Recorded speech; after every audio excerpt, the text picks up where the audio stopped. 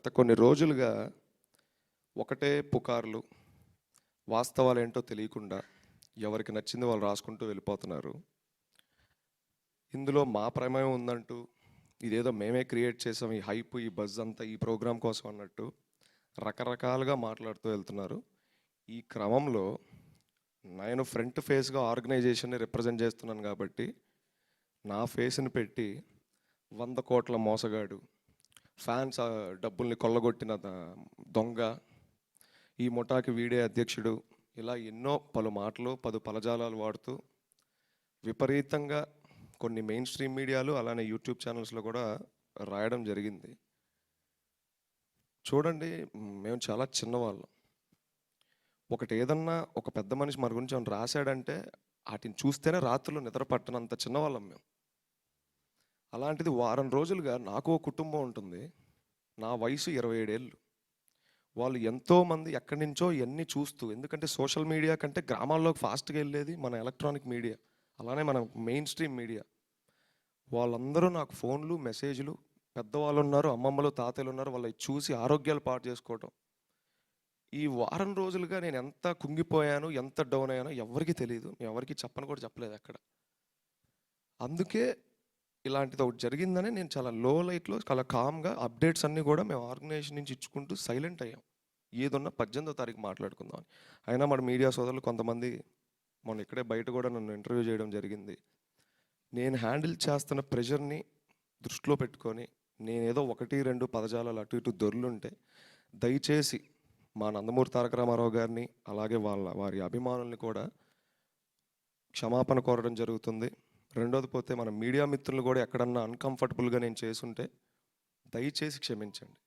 ఇది ఏది వాంటెడ్గా కాదు. ఈ వారం రోజుల్లో ఉప్పెన్ని చూశాను నేను, కానీ ఎక్కడ వెనక్కి తగ్గేది లేదు. ఈ ప్రోగ్రాం జరగాల్సిందే.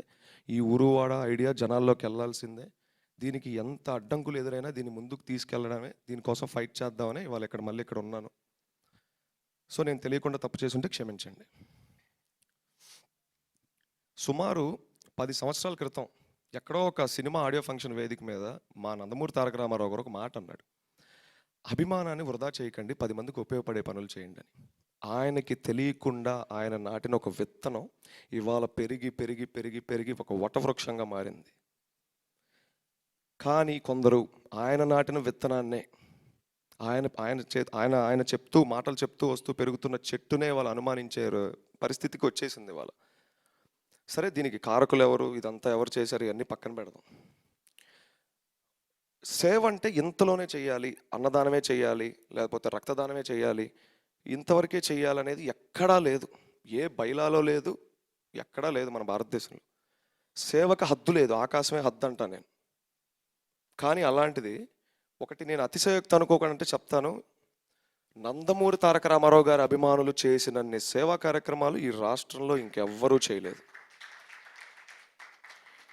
ఇది కేవలం మా వ్యవస్థనే కాదు, అనేక సేవా కార్యక్రమాలు చేస్తున్న చిన్న చిన్న ఎన్జిఓలు ఉన్నాయి, సేవా సమితిలు ఉన్నాయి, ఫ్యాన్స్ అసోసియేషన్ గ్రూప్స్ ఉన్నాయి. ఒకరికి పాపం ఇవన్నీ ఎలా రిజిస్టర్ చేసుకోవాలో తోటి తెలియదు అభిమానికి. మేము అభిమానుల ఆవేదన చూసాం ప్రతి ఊరు తిరిగినప్పుడు. జాగోరైట్ పేరిట, అన్నా నేను ఇంత పోగొట్టుకున్నా, నేను అంత పోగొట్టుకున్నా, నేను ఇంత చేశా అంత చేశా అని. వాళ్ళకు ఒక అంబ్రెల్లా లాంటి ఆర్గనైజేషన్ కూడా వాళ్ళకి లేదు. రా ఎన్టీఆర్ ఆ అంబ్రెల్లా క్రియేట్ చేయడం కోసమే ఈ ఫైట్ అంతా. సో మా నందమూరి తారక రామారావు గారు తలదించుకునే పని కానీ, ఆయన అవమానించే పని కానీ, ఆయన పేరు పోగొట్టే పని కానీ కల్లో కూడా మేము దాన్ని ఆలోచించాం, ఆ పని చెయ్యం. తెలిసి తెలియక నేను ఈ వేదిక సాక్షిగా నీతో మాట్లాడదాం అనుకుంటున్నాను.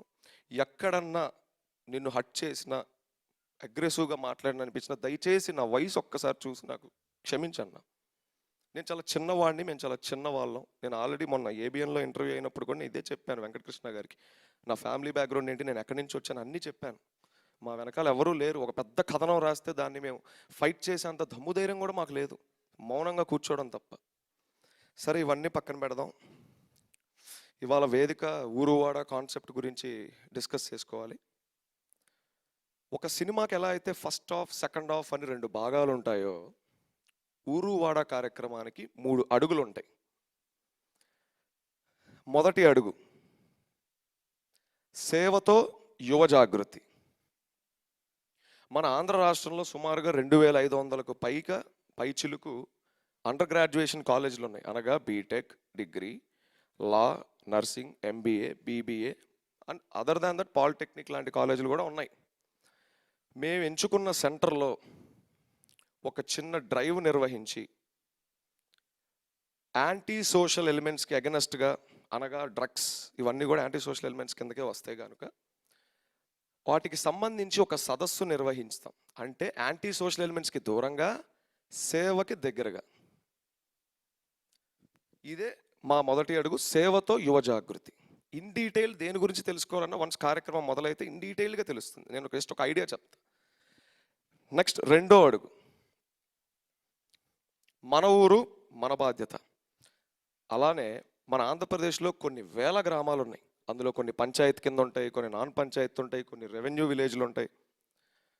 మేము ఎంచుకున్న గ్రామంలో ముందుగానే నియమించిన మా గ్రామ కమిటీ ఆ ప్రాంతంలో, ఆ గ్రామంలో ఎప్పటి నుంచో పరిష్కరించని కొన్ని అతి చిన్న సమస్యల్ని మా వాళ్ళు రికార్డ్ చేయడం జరుగుతుంది, మా గ్రామ కమిటీ.